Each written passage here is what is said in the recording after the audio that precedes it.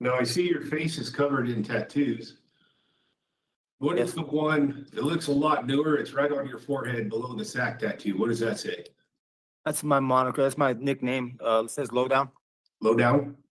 So these individuals robbed you at gunpoint? Yes, sir. Were they ever charged with anything? No, sir. I didn't say anything at the scene of the crime because Why not? I'm a gang member. And I don't want to be a snitch. Isn't one of the codes of the gang life some retribution needs to occur? Yeah, I'm pretty upset about it, but at the same time, I choose to, it's not worth it to me. You know what I mean? To get in any more trouble over it. So I just chalk it up as a loss and move on.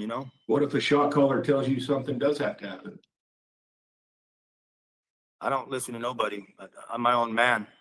And we are about to watch the parole revocation hearing for a man who is serving 2 100-year sentences for distribution of a controlled substance. Now, he was only just paroled a month ago when he caught a felony assault charge. Now, what's interesting is that he claims, look, this is what happened. I was the one who was robbed. You see, I had $5,000 that I inherited from my parents. I couldn't open up a bank account. I had to have the money on me. My girlfriend invited me for dinner, but it was a setup. They attacked me, and I only fought back for my life. That's the story he's going with. Not that he was a dealer, not that he had cash, not that it was gang related. That's the story.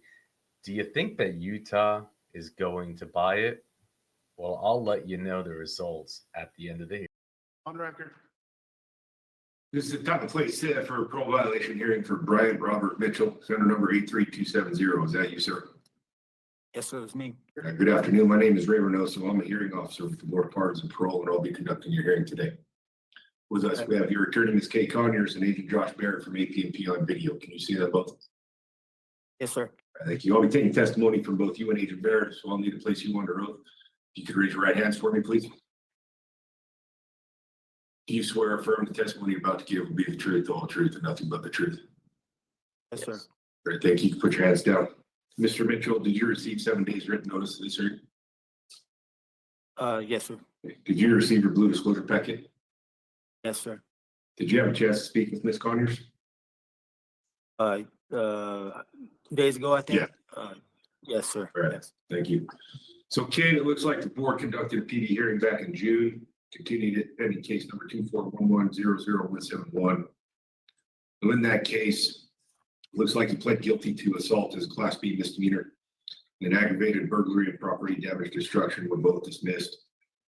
So I will amend allegation 2 from assault with substantial bodily injury as a Class A to assault as a Class B. Take judicial notice of that new conviction. Do you waive formal reading of the allegations, and are there any motions or pleas? Yes, we do waive formal reading of the allegations. And so with that amendment, we will also admit number 2, and then we're making a motion to strike 1, 3, and 4 as those were dismissed for that plea. All right. Agent Barrett, what do you want to do with allegations 1, 3, and 4? Yeah, we can go ahead and dismiss those. That's fine. Okay. Thank you. Right, Mr. Mitchell, Ms. Conyers indicated you'd be willing to admit allegation 2 as amended today. Is this correct? I don't understand. You said admit to what? Admit to allegation number 2? Oh, the assault. Yes. Yes. Okay. Yes. Before I accept this admission, I'll need to inform you of your rights. You have the right to an evidentiary hearing. This means the state would need to prove the allegations against you by a preponderance of the evidence. The state would have the opportunity to present witnesses and evidence against you. You would be represented by an attorney at no cost to you, would be able to confront and cross-examine the state's witnesses. You would also have the opportunity to present witnesses and evidence on your own behalf. If you admit to allegation number 2, you will be giving up your right to an evidentiary hearing. Do you understand this? Yes, sir. I'll accept your admission to allegation number 2. Recommend the board revoke your January 16th of 2024 parole. And I'll turn the time over to you, Kate. Thank you. He is asking, Mr. Mitchell is asking for credit for the 9 months he's been in custody and in effect an immediate release. He is still working on finalizing some plans. He has a brother and a sister who he may be able to live with either one of them. They're both in Davis County. He's still just finalizing that. He's also finalizing employment plans, but he was doing sanitation work at Smith's Bakery and was also has done construction before. So he thinks he could do maybe one of those. He doesn't feel like he needs much treatment because he doesn't use any longer, but he seems open to whatever AP&P wants him to be doing. His main goals are to stay sober and hold down a job. All right, thank you. Thank you. Okay, Baird, what's your recommendation? So he was using when he was out this last time, so we would just like to hold that recommendation of treatment. And we would also see if we can impose something to where he can get into it a little quicker than last time, because he was out for about 3 months and still wasn't involved in any treatment. Okay. You have a length of incarceration you want to recommend? I'm okay with the credit for time served. Okay. All right, thank you. Okay, Mr. Mitchell, we've heard from your attorney, we've heard from AP&P. Okay. Tell me what happened on this parole. I was getting enrolled in classes, and then I got some inheritance money that was handed down to me from my parents' death, and then I got robbed at gunpoint for it all. So it was unfortunate, but Okay. that's what the assault came from, as I was defending myself after getting robbed, at gunpoint by these guys. So these individuals robbed you at gunpoint? Yes, sir. When did they rob you allegedly? May 13th.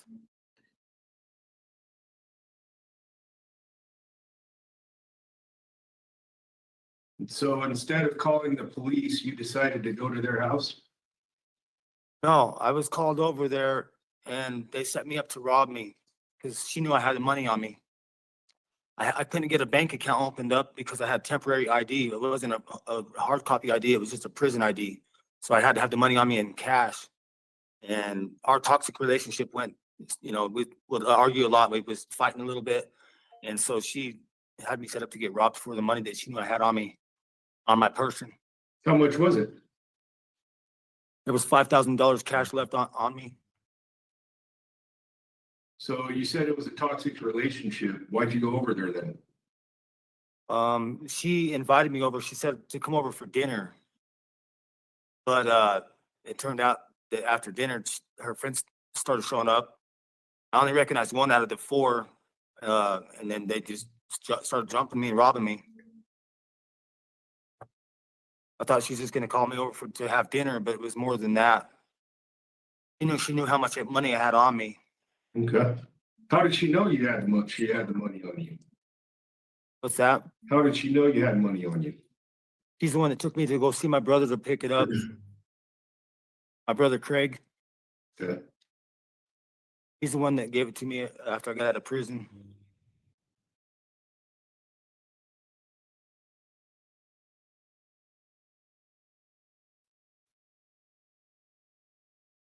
Were they ever charged with anything? No, sir, I didn't say anything at the scene of the crime because, Why not? I'm a gang member and I don't want to be a snitch. That'd be bad for me if I, you know what I mean? So you'd rather lose $5,000? Well, it's just something that in here, to be known as a snitch would be, a lot to deal with, Okay. You don't want to be known as, you don't want to snitch. That's putting a target on your head, I mean, obviously, I'm not a gang I member. gotta live in here, $5,000 is a lot of money, Yes, it is. right? Yes. Somebody robs me of $5,000, I'm telling somebody, Yeah, I'm pretty upset about it, but right? that's where the assault came from, is I was defending myself when they was attacking me. Okay.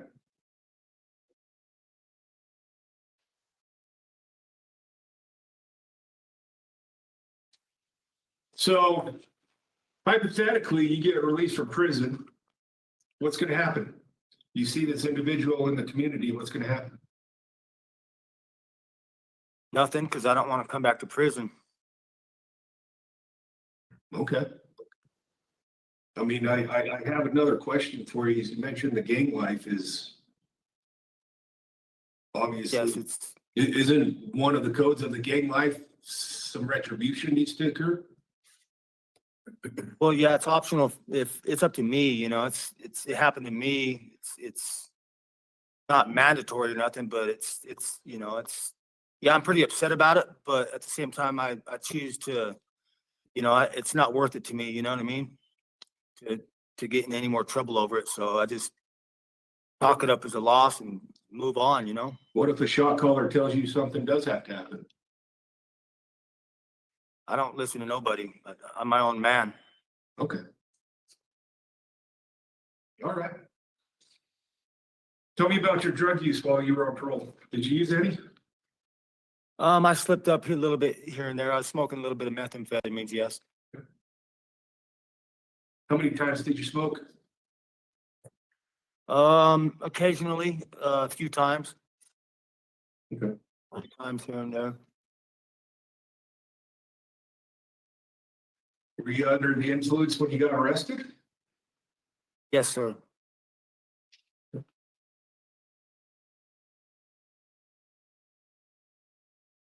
Are you still affiliated? Yeah, what, excuse me? Are you still affiliated? Yes, I'm SAC. Okay. Are you active? Yes, sir.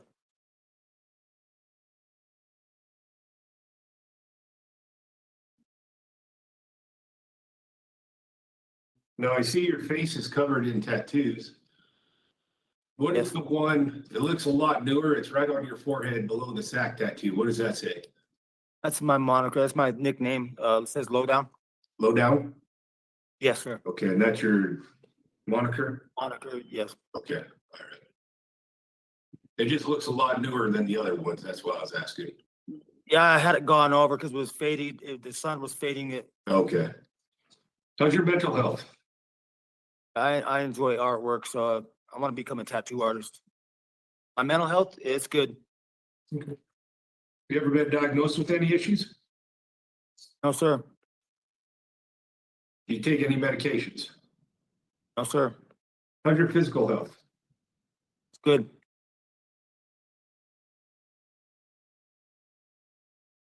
Are you doing any programming right now? I've just been sitting in limbo a little bit because I've not knowing what's going on with my situation with all my court. But once I got my court adjudicated, then I was going to get into some. I've completed a lot of the stuff that's I've completed MRT and I completed Conquest and I got my high school diploma and I've done a lot of things that's been asked of me in the past. So Okay. tackled all the life skills classes and Okay. Is there anything else you'd like the board to know? should be it. All right, Mr. Mitchell, here's what will happen going forward. So I'll type up my report and I'll submit it to the board this week. Excuse me.